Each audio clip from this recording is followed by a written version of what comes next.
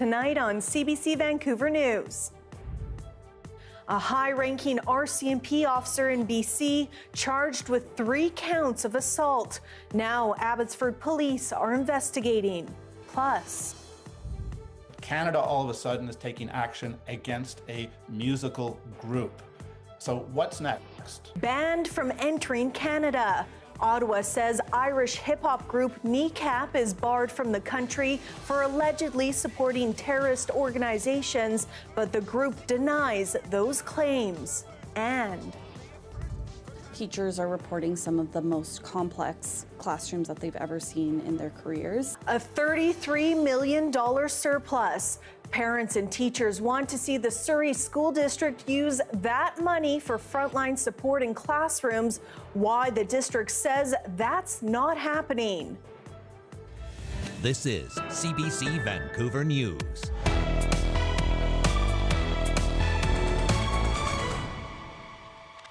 Hello, I'm Janella Hamilton. Thanks for joining us.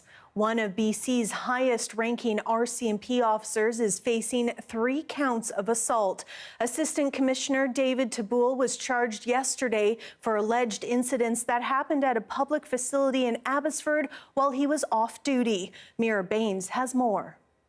RCMP Assistant Commissioner David Taboul, known for speaking on behalf of the RCMP at major news conferences, is charged with 3 counts of assault.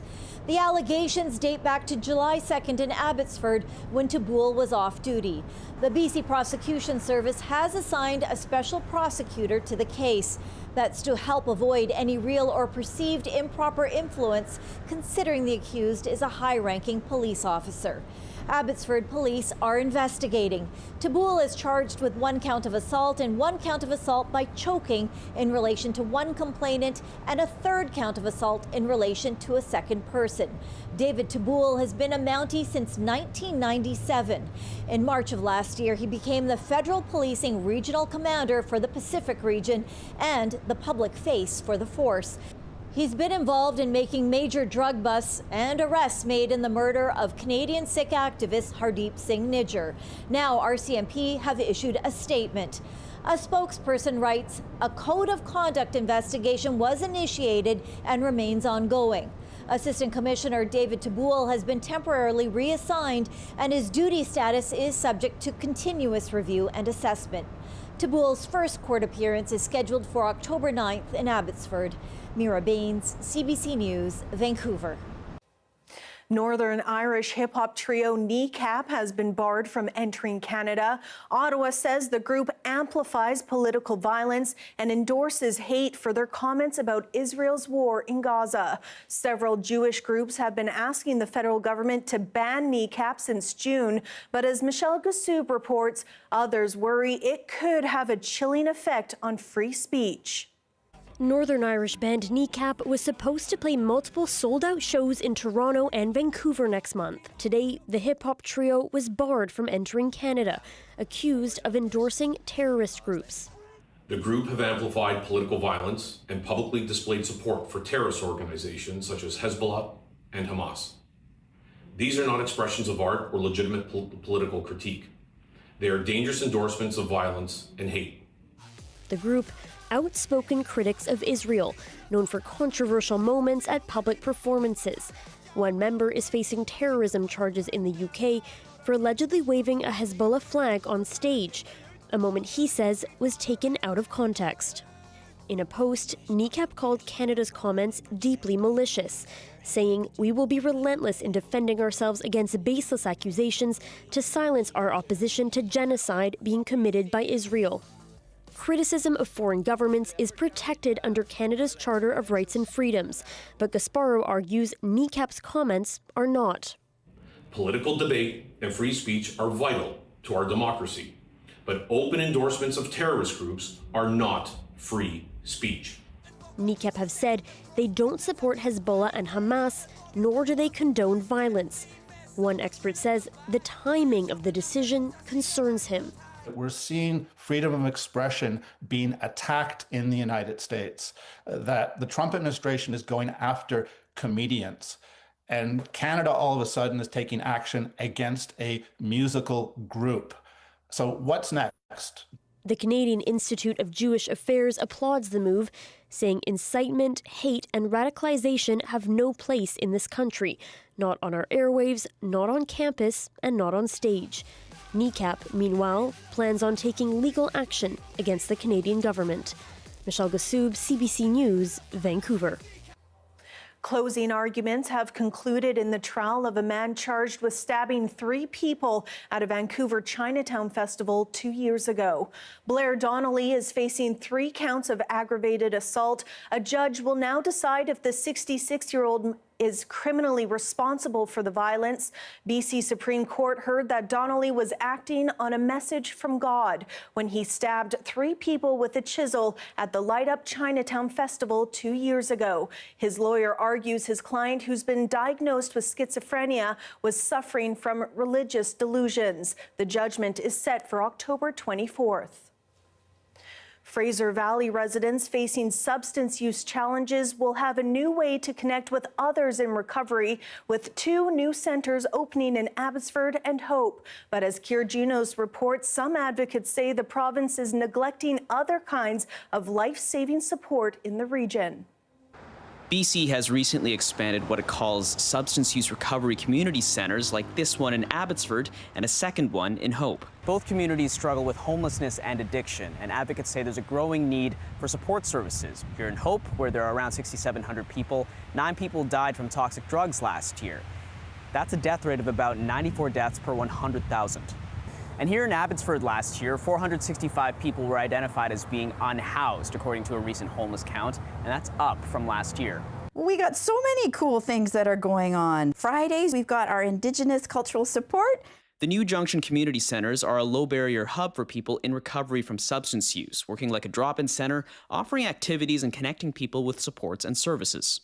You don't have to be abstinent to be able to participate in the Junction. So some folks will be, some folks might not necessarily be, but it's about participating in a welcoming community. But there are no recovery beds here, no medical services. And this service provider says while the centers are a welcome addition to the community, she says it's not enough. This is one piece of the puzzle.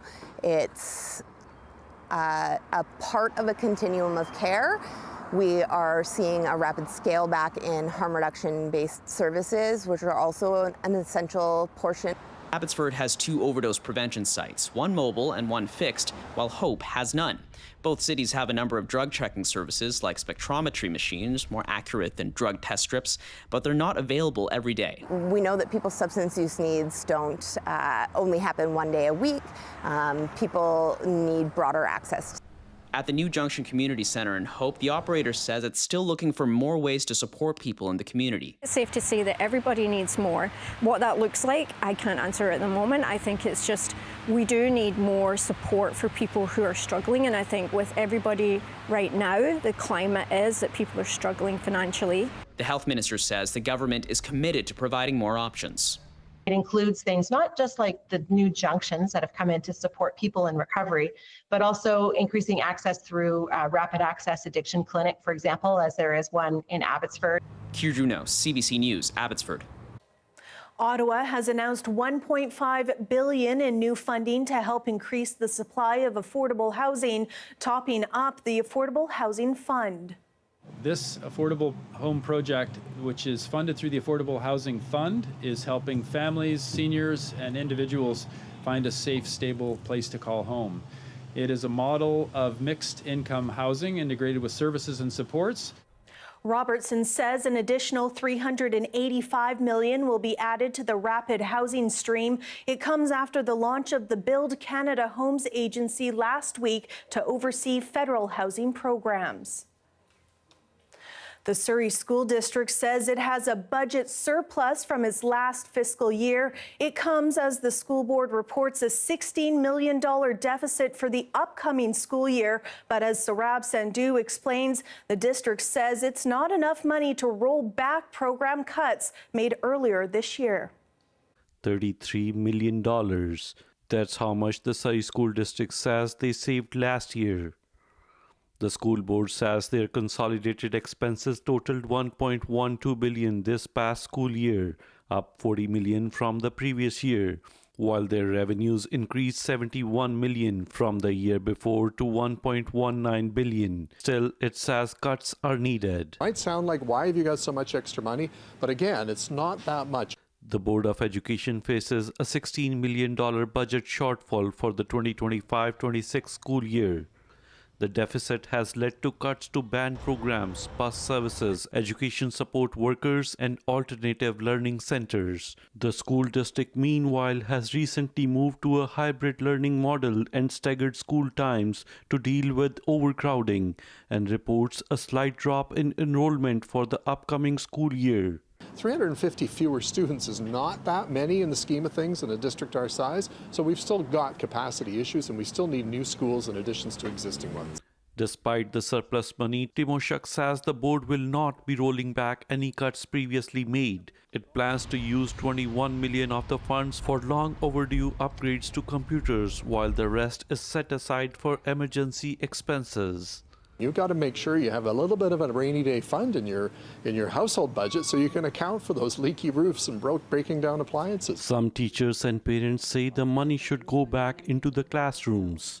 Rainy days are here. I think if there's funding available, if there's any extra money, it needs to be going to support the front lines of the classrooms. It's very difficult to actually pinpoint what exactly is happening and who do we go to say, we don't agree with this, we're really concerned. She says the complexities surrounding budget makes it hard to hold government accountable for delivering education to the classroom.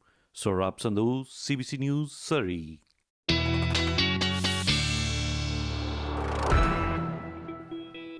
Darius Madavi joins us now with a first look at our weather. Darius. We have some rain on the way. It should reach the North Island by tomorrow morning, and it'll be heavy at times for sure, especially as we get it working its way down the island. Totals won't be too high because although the rain will be heavy, it'll also be brief in most places. We're looking at probably no more than 30 millimeters in most areas as it continues to work its way down the coast for southwestern BC. Up on the north coast, different story. Rainfall warnings in place there. 90 millimeters, up to 90 millimeters for Stewart, up to 60 millimeters for Kitimat. But that rain reaches us here in Vancouver by late Saturday evening, 8-9 p.m. around there, and then heaviest around midnight. And Janella, expect those temperatures to remain a little bit cooler in the week ahead. All right, we'll check back in with you in a little bit. Thank you.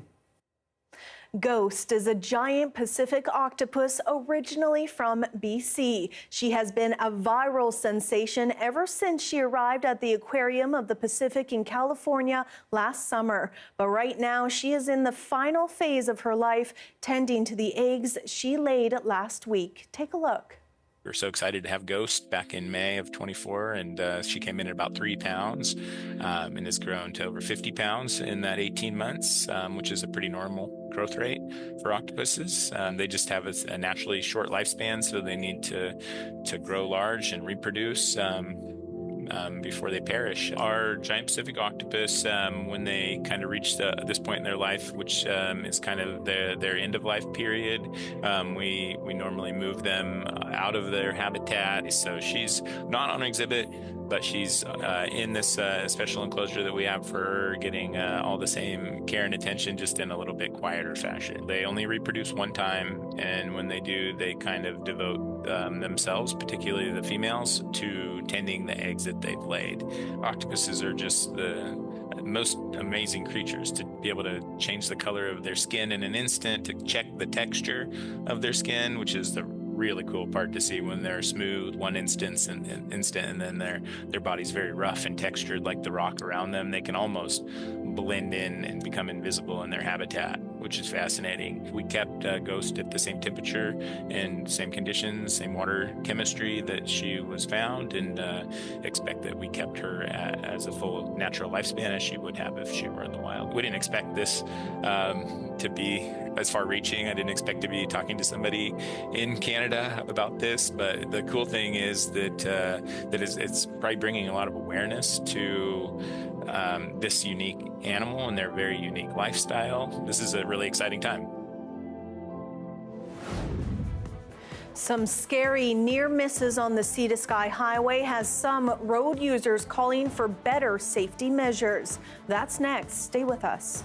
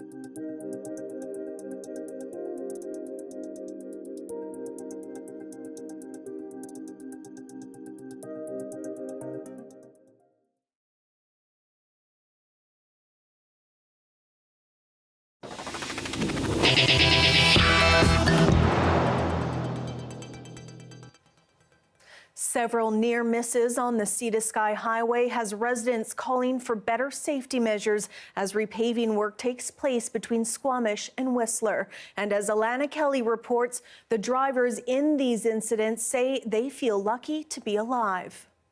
It takes your breath away. A split-second near miss on the Sea to Sky Highway. Definitely the scariest near miss I've had being a driver or a passenger. Watch again. The driver leaves their lane, passing the yellow double-hatched lines. By instinct, swerved to the right.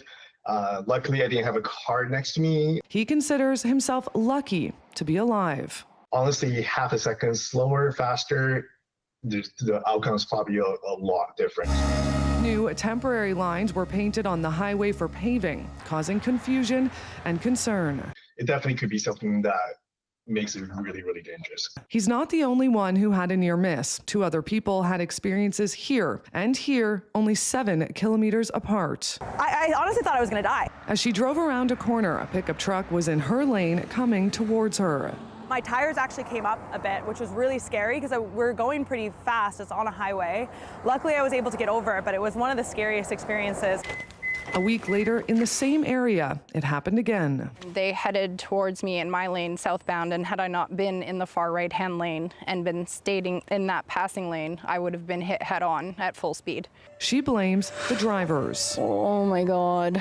It is marked though, so I think it's really driver inattentiveness and just disrespect or blatant disregard for what the rules are. BC Highway Patrol is not aware of any collisions connected to the hatched double yellow lines. And as you can see behind me, pylons have now been placed on the highway. In an email statement, the Ministry of Transportation and Transit says safety is a top priority and the temporary lines meet the contract requirements. After hearing public feedback, changes were made, such as digital and road signs stating no passing, along with reduced speeds and cones. I would really hope that there is a quicker response to, safety concerns on the Sea to Sky. These drivers hope their experiences can be a warning to others to take care on the road. Alana Kelly, CBC News, Squamish. An unsuspecting patch of green at the corner of Main and Union Streets in Vancouver is more than meets the eye. It's part of a program meant to bring people together around historic Hogan's Alley.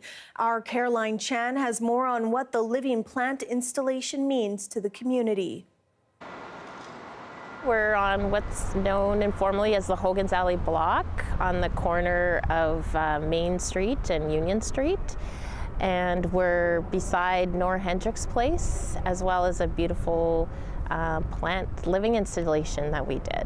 We were inspired to recreate a project that was done back in 2007 by visual artist Lauren Marsden and working with the Hogan's Alley Memorial Project to create a living installation. Some of the plants needed to be replaced. We have people from community just coming in replacing them, so we have kind of a mix of plants coming in, and I just love the community collaboration happening to take care of it. People really appreciated this effort to beautify the space and just create something nice that people can engage with day to day. So Hogan's Alley Society, our mandate is to advance the wellness of people of African descent, and we're doing that by operating culturally informed housing. We're working on building affordable housing and other community spaces, and then we also have support and care programs, as well as public education, like walking tours that we do in the neighborhood. What's the next big initiative that you're really excited about? We're excited to be moving forward with a project just across the street. It's a 12-story mixed-use residential development where we'll be delivering affordable, independent rental housing, as well as commercial spaces on the ground floor, space for small businesses and other community spaces as well. Smaller crowds enjoying the late summer sunshine in White Rock earlier today. Darius has your full province-wide forecast coming up.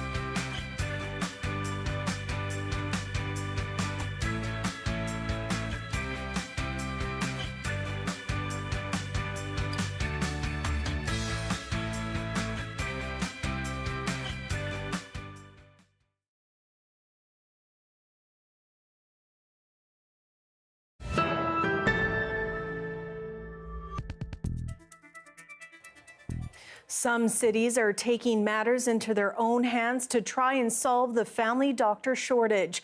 They're putting them on the municipal payroll. Christine Burek visited the Vancouver Island city of Colwood to see how and why it works. When the last family doctor left Colwood, BC, the mayor didn't just look for replacements. He got input and reimagined the job. What if family doctors didn't just work in the city, but for the city? His plan to make them city employees with a salary, pension, and benefits is turning heads across the country, and it could reshape how cities attract and, importantly, retain family doctors. This is something that a city, a municipality would not normally do. You know, healthcare is a provincial responsibility, but cities feel the weight of crowded ERs and struggling families. While many cities try to attract family doctors, Colwood's offering is unique. Vacation covered. Correct. Sick days. Yes. And admin staff. Absolutely. And that's all under the city. Absolutely. He's turning family doctors into city employees. That means when a doctor sees a patient, the city bills the province and collects payment. The city covers the clinic costs. Doctors earn a salary plus full employee benefits, including a pension worth over $2.5 million over 30 years. Good morning, Colwood Clinic. With the help of a pharmacy owner, the Colwood Clinic opened in February. It can house 8 family doctors. 3 have signed contracts so far, coming from the U.S., Europe, and 1 from Ontario. Dr. Cassandra Stiller trained as a family doctor in Ontario, but didn't have a family practice, which involves running a small business. With this model, it's all taken care of. Basically, show up to work, your patients are ready to see you. Patients like Sheila Eldridge couldn't be more grateful. It was a very emotional experience for me to finally get the relief of having that physician to look after us. I think Colwood nailed it. In Orillia, Ontario, about 1 in 3 don't have a doctor. The city has space to open its own clinic, but not the money to pay upfront costs. We haven't given up on that idea, and we're still looking for alternatives in terms of how to get there. This health policy expert says not every city can afford to build a clinic. It's the province's job to provide people care based on need, not wealth. It's important for any community to have family doctors. I think the question is whether it's city's job to find them. Colwood's mayor feels like he has no choice. He hopes to connect 10,000 residents with family doctors within 5 years. Christine Burek, CBC News, Colwood, British Columbia. The federal government has tabled a new bill aimed at cracking down on hate crimes and protecting places of worship. The legislation would create 4 new hate-related criminal offenses. Rafi Boudjikanian reports from Ottawa. Bonjour tout le monde. Canada's Justice Minister says it's time to crack down on hate crimes. This behavior is not just morally culpable. The impact has reverberations through the entirety of a community. From mosques to synagogues, places of worship have been increasingly targeted. Police reported hate crimes have nearly doubled recently, rising from just above 2,600 in 2020 to nearly 5,000 last year. If we do not take action, we will be responsible for the hate that will continue to impact communities across this country. Ottawa's amendments to the criminal code would make hate-motivated crime a specific offence and crack down on people intimidating and obstructing places of worship. They would also ban certain hate symbols, such as the swastika or logos linked to banned terror groups like Hamas, from being displayed during events such as protests. There are some positive things in the legislation. So, for example, there's going to be a freestanding provision for hate crimes. But the National Council of Canadian Muslims is looking for more specificity. Making sure that people aren't walking around with swastikas or, clans robes is a positive thing. But we just want to make sure that that in this legislation, we're able to make sure that people can make the distinction between what a hate symbol actually is and what it isn't. While the Center for Israel and Jewish Affairs says it wants the legislation to go further. We think that a straight ban of those symbols is the way to go. The federal government has taken a different route here. A debate that will no doubt be picked up once the bill is discussed in Parliament, where no government has had an easy time legislating the limits of freedom of speech before. Rafi Boudjikani on CBC News, Ottawa. Donald Trump has again suggested that it should be illegal for broadcasters to give him too much negative press. As Paul Hunter explains, the backlash over the suspension of ABC late-night talk show host Jimmy Kimmel continues to grow, including from within Trump's own party. For Jimmy Kimmel, host of his now suspended late-night comedy talk show, support overnight from his fellow late-night comedians. We have another fun, hilarious, administration-compliant show. That's Jon Stewart, mocking the Trump administration's apparent targeting of Kimmel. And from Jimmy Fallon, his take on perceived pressure for networks to now not offend Donald Trump. Here we go. Well, guys, President Trump just wrapped up his 3-day trip to the UK, and he looked incredibly handsome.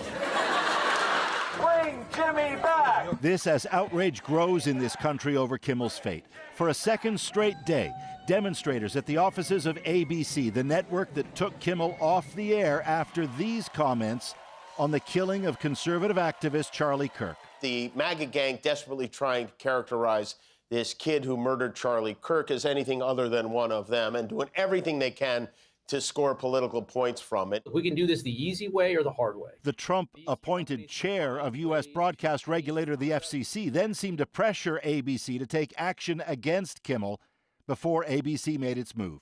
But now, as protests cite that as a government attack on free speech, an unlikely ally for demonstrators. On his podcast, powerful Republican Senator Ted Cruz emphasized he's no fan of Kimmel's show, but I think it is unbelievably dangerous for government to put itself in the position of saying, we're going to decide what speech we like and what we don't, and we're going to threaten to take you off air if we don't like what you're saying. And it might feel good right now to threaten Jimmy Kimmel. Yeah. But when it is used to silence every conservative in America, we will regret it. I think Brendan Carr is an incredible American patriot with courage. From the Oval Office, Trump is not backing down, underlining his support for the chair of the FCC while repeating his view there's too much negative coverage of his administration on network TV. They'll take a great story and they'll make it bad. See, I think that's really illegal, personally. That's CBC's Paul Hunter reporting. Utah County prosecutors have filed 7 charges against Charlie Kirk's accused killer, starting with aggravated murder. Andrew Chang lays out the factors the jury will be weighing when deciding whether Kirk's assassination warrants the death penalty. The state of Utah intends for Tyler Robinson to be executed, that he should pay for the death of Charlie Kirk with his life. I am filing a notice of intent to seek the death penalty. I do not take this decision lightly, and it is a decision I have made independently as county attorney, based solely on the available evidence and circumstances and nature of the crime. Let me translate that last part. The lead prosecutor in this case is saying he did not factor in, for example, what Donald Trump believes Robinson's fate should be. I hope he's going to be found guilty, I would imagine, and I hope he gets the death penalty. I should say, not one allegation against Robinson has been tested in court, but prosecutors believe they can unequivocally place Robinson at the scene of Charlie Kirk's death, that they can place the rifle used to put a bullet in his neck in Robinson's hands, and that a number of aggravating factors, from attempting to hide evidence to killing someone in the presence of children, all lead to one outcome: the death penalty. I'll take you through it.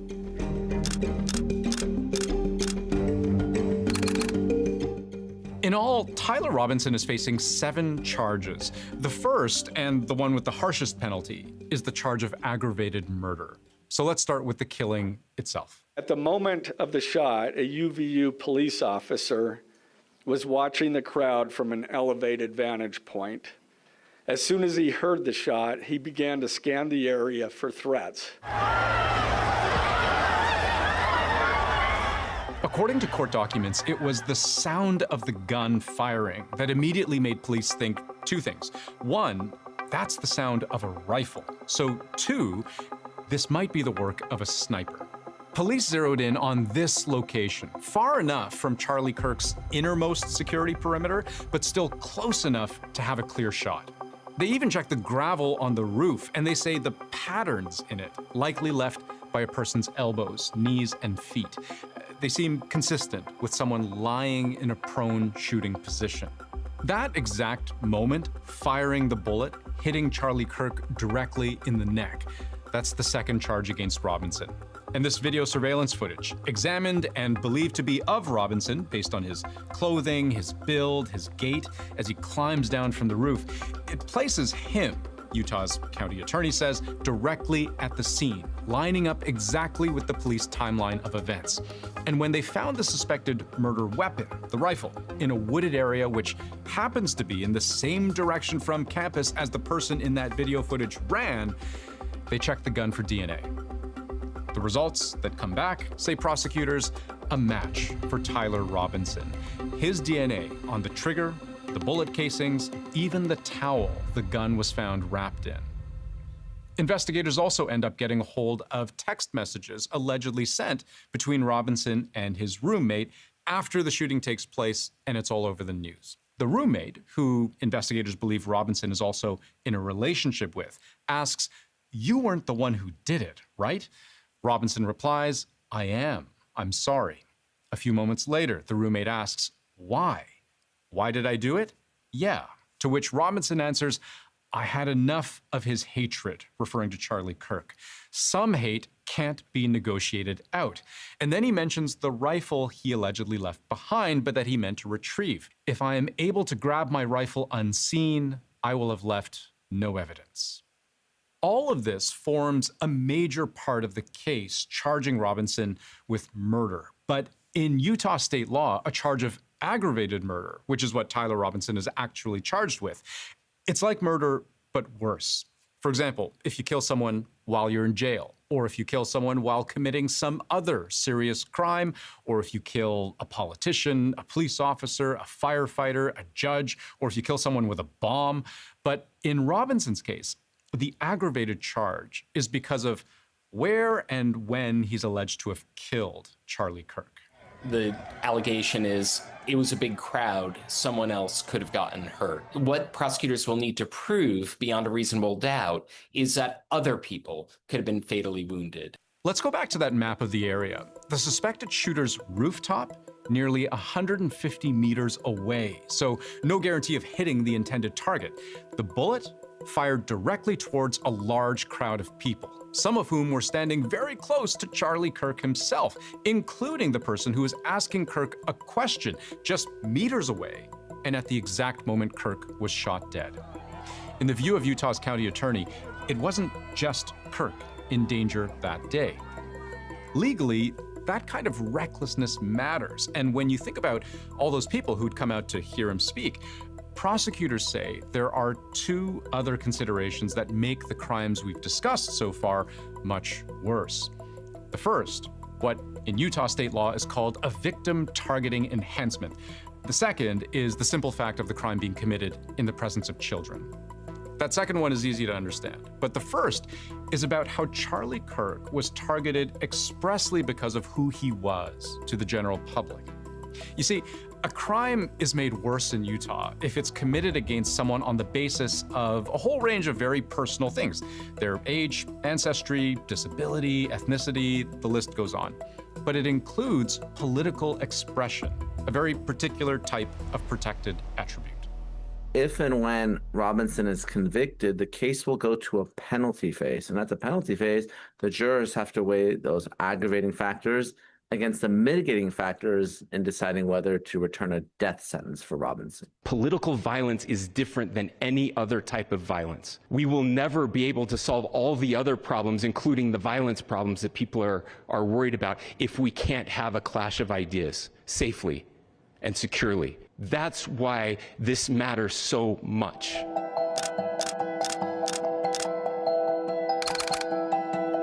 The third and fourth counts against Tyler Robinson have to do with how he's alleged to have covered his tracks. That bolt-action rifle police found in the woods, the simple act of hiding it is itself illegal. Same goes for Robinson's clothes, which he's alleged to have tried to get rid of. Those things stack on top of the charges related to the shooting itself.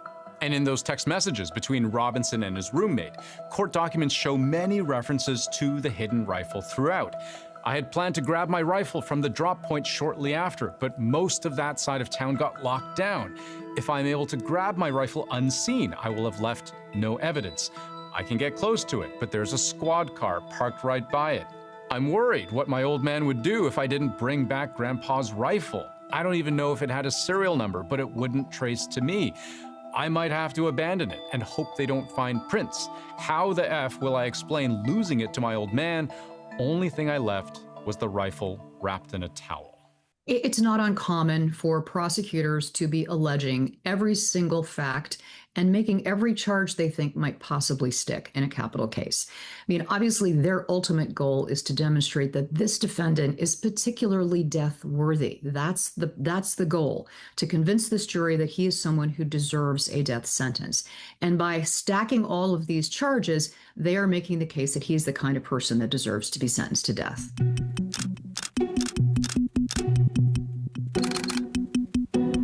Counts 5 and 6 against Tyler Robinson fall under the same sort of umbrella as counts 3 and 4, which is mainly about trying to get away with the crime. When police tracked down Robinson's roommate, those text messages sent back and forth, they make it sound like Robinson knew the end of the road was near. In one set of messages, Robinson writes, "Delete this exchange." By this point, he seems to have spoken with his dad and writes, "My dad wants photos of the rifle. He says Grandpa wants to know who has what. The feds released a photo of the rifle and it is very unique. He's calling me right now, not answering." Then, what seems like the final chapter. "I'm gonna turn myself in willingly. One of my neighbors here is a deputy for the sheriff. You are all I worry about, love." The roommate writes back, "I'm much more worried about you." To which we see one more reply from Robinson in the court documents. "Don't talk to the media, please. Don't take any interviews or make any comments. If any police ask you questions, ask for a lawyer and stay silent." So in this case, police don't appear, at least for now, to consider the roommate a co-conspirator, simply a witness, who they allege Robinson has tried to steer away from telling the truth. And the final charge, the 7th, repeats what the prosecution believes is an aggravating factor for the first 2 charges, namely that what Robinson did was commit a violent offense in the presence of a child, a fully separate charge. As prosecutors, we bear the burden to prove guilt beyond a reasonable doubt. But make no mistake, we welcome this burden. The prosecution is probably feeling pretty confident that they're going to get a guilty verdict. What they're trying to do is try to put him to death. And that's a little bit more difficult. You have to get 12 out of 12 jurors who are willing to sentence someone who has no criminal history, who's a young man who turned himself in. It's not easy. I'm not saying they can't get there, but that's the prosecution's focus in this case. I think if they don't get the death penalty, they would consider that a defeat here. So that's the case, as laid out by the prosecution, which brings us back to the original question. Why seek the death penalty? The prosecution is going for the death penalty because this was a pretty brazen assassination. To shoot a political figure, a commentator, while he's talking at a university in front of thousands of people, it's a pretty heinous act of violence. So this is about sending a message. I mean, Charlie Kirk was beloved by many Americans. I mean, this is the political reality. When you have the president of the United States, the governor of Utah, the attorney general, the FBI director, and countless other Americans talking about a case, it's going to be treated differently than your ordinary murder. It goes without saying, Americans on the political right and left are watching this case very closely because no matter how it goes, no matter what the jury decides in this case, an example is being made of Tyler Robinson for the death of Charlie Kirk. And where the death penalty is concerned, it will either be a show of leniency or accountability in the most extreme way possible. Scientists have found penguin fossils millions of years old, taller than most humans and much taller than any penguin alive. More on this big bird after the break.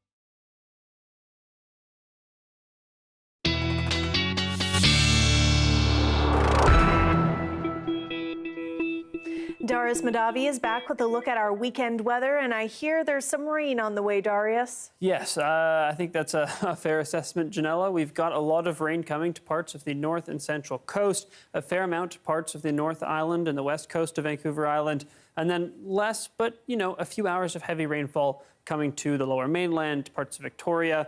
So you can see here a lot of moisture streaming in, being taken up by a frontal system passing over the province. Cold front going to drop temperatures in the southern interior tomorrow as it moves over, as much as 10, 15 degrees in some places.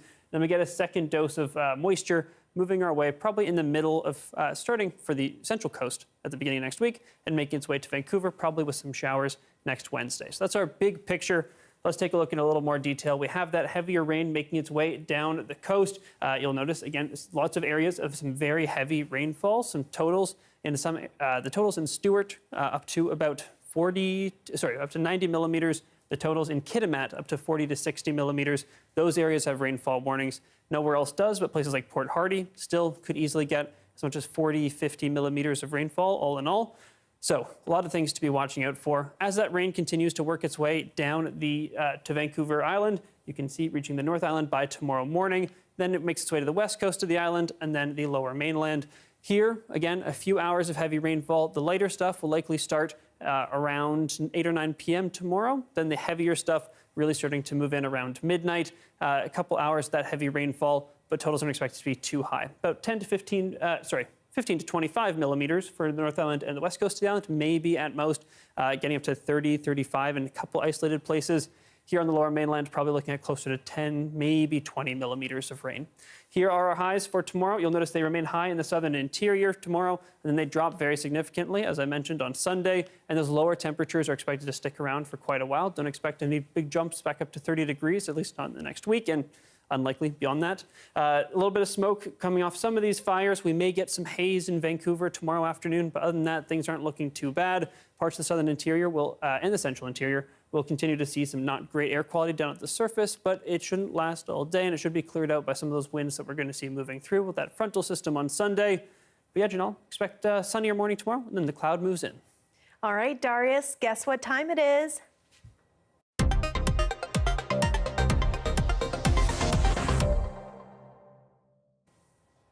It's Fun Fact Friday. Darius, what are we talking about today? Penguins. We're talking about penguins. I decided to go with a cute one today. Have a look at some of the penguins that we have here today. We have lots of different species that are all different sizes and shapes. The biggest penguin that we have alive today is the emperor penguin, 45 kilograms, 1.2 meters tall. Great noises, too. Penguins are adorable creatures. A lot of people love them. Found in Antarctica, Peru, New Zealand, or used to be found in New Zealand, I should say. Now, let's talk about some older penguins, ones that aren't around today. I want to introduce you to some of the largest penguins that ever roamed the earth. This is Paleodiptes klekowski. I did write down a pronouncer for myself. Thank you. Up to 2 meters tall. This is an emperor penguin, the largest penguin alive today. This is Paleodiptes klekowski. Huge penguin, 2 meters tall. That means they could look LeBron James in the eye, 6.6 feet tall. Huge. And it was 116 kilograms, 250 pounds. Lived 37 million years ago in Antarctica. It was discovered, this is just a side note, on Seymour Island, which has been called the Rosetta Stone of Antarctic paleontology, which is just cool. I wanted to share that. Now, huge penguin, this one, but it may be the tallest, but it was not the heaviest. That penguin was discovered in 2014. This one, Kumamanu fordisi, close enough, is the heaviest, discovered in New Zealand in 2023. Very recent, 150 kilograms, 3 times heavier than an emperor penguin, lived 57 million years ago in New Zealand. Wow, so fascinating, but a little scary to think about. Thanks so much, Darius. They're still cute. They are cute. It's been years of work. After the break, we'll take you to Notre-Dame Cathedral, reopening to the public following that catastrophic fire.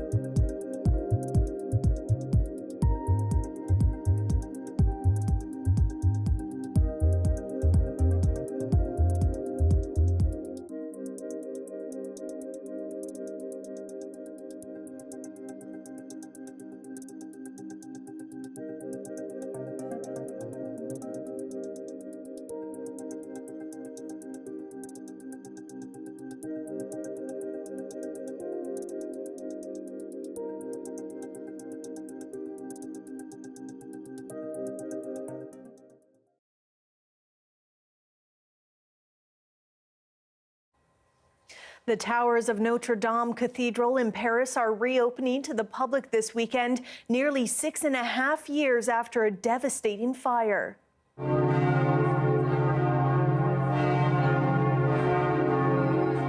French President Emmanuel Macron joined workers and restoration teams to mark the occasion. The reconstruction project used more than 1,000 workers. The cathedral was officially reopened last December with a ceremony attended by world leaders.